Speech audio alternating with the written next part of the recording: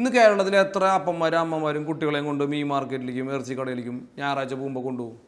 ഞായറാഴ്ച എന്ന് പറയാൻ കാരണം ഇവിടെ അതൊരു ശീലമാണ്. എത്ര ആൾ കൊണ്ടുപോവില്ല. കുട്ടികൾ ഇറച്ചി വെട്ടുന്നത് കാണരുതെന്നല്ലേ പഠിപ്പിക്കുന്നത്. എന്താ കുഴപ്പം? അപ്പൊ ഈ ഇറച്ചി കടക്കാരന്റെ കുട്ടികൾ ഇറച്ചി വെട്ടുന്നത് കാണുന്നില്ലേ? ആ ഇറച്ചി വെട്ട് കടക്കാരൻ എന്താ, അവൻ വെട്ടി ഇറച്ചിയാക്കി തരുന്ന ഞങ്ങൾ തിന്നാന്ന്. അപ്പൊ ഒരാളവിടെ വെട്ടണില്ലേ? ഇനി നെൽകൃഷി നടക്കണില്ലേ?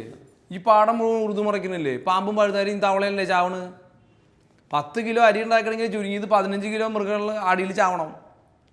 വിഷടിച്ച് കൊല്ലണില്ലേ? കംപ്ലീറ്റ് പെസ്റ്റിസൈഡ് അടിച്ചിട്ടില്ലേ ഇവിടെ കൃഷി നടത്തുന്നത്? പാടം ഉഴുതു മറക്കണില്ലേ? ഈ കൊക്കിനെയും കിളീനെയും ഒക്കെ വെടിവെച്ചിടുന്നില്ലേ? ഇപ്പൊ ന്യൂസിലാൻഡിൽ വന്നു കഴിഞ്ഞാൽ കൃഷി നടത്താൻ വേണ്ടിയിട്ട് ആനനെയും മയിലിനെയും ഇതിനെ എല്ലാത്തിനെയും കൊന്നിട്ടുണ്ടെങ്കിൽ അവിടെ കൃഷി നടത്തണേ. കൊല്ലാണ്ട് ജീവിക്കാൻ പറ്റില്ല. ഇപ്പൊ നിങ്ങളവിടെ ഇരിക്കുമ്പോൾ 4 ബാക്ടീരിയനെ കൊന്നിട്ടുണ്ട്. ജീവൻ തന്നെയാണ് ഞങ്ങൾ ചെയ്ത്. കൊല്ലാണ്ട് ഞങ്ങൾ ആരെ ജീവിക്കാൻ പറ്റുക? എല്ലാവരും കൊന്നിട്ട് തന്നെയാണ് ജീവിക്കുന്നത്. അപ്പൊ അതില് സുപ്പീരിയർ മൊറാലിറ്റി കൊണ്ട് കിട്ടുന്ന പരിപാടിയാണ് നിങ്ങൾ ഇന്ന ചെയ്യണം അങ്ങനെ ചെയ്യണം. അങ്ങനെ നോക്കുമ്പോൾ നമ്മളെ നല്ലത് ഇരട്ടത്താപ്പാണ്.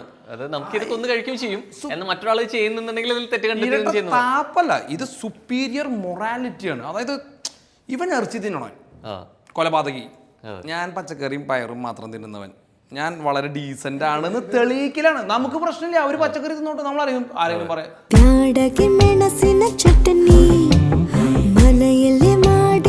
The flavor of India, packed with love.